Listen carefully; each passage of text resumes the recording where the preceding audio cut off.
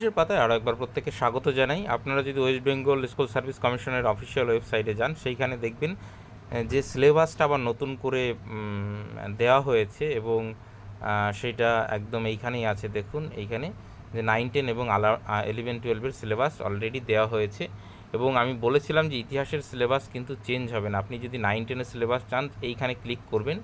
এরকম ক্লিক করলেই দেখবেন এরকম একটা ইন্টারফেস খুলবে। তো এইখানে দেখুন যে সিলেবাসগুলো আপনি এইখান থেকে ডাউনলোড করতে পারবেন।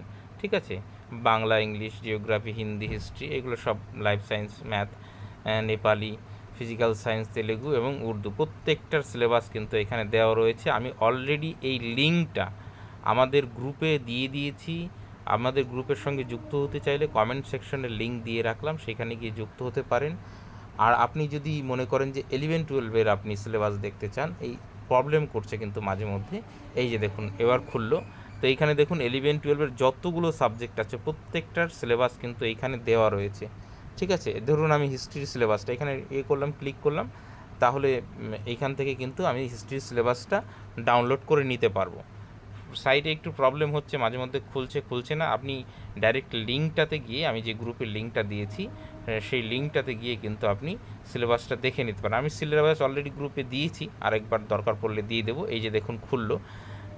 এইখানে দেখুন যে 10টা আগের যে ইউনিট ছিল সেম আছে, কোনো রকম কোনো পরিবর্তন নেই। ইন্ডাস ভ্যালি সিভিলাইজেশন থেকে শুরু হচ্ছে, প্রথমটা অ্যানসিয়েন্ট, তারপরে 3টে হচ্ছে মিডিয়েবল, পরে 3টে মডার্ন এবং তারপরে ইউরোপের ইতিহাস 3টে।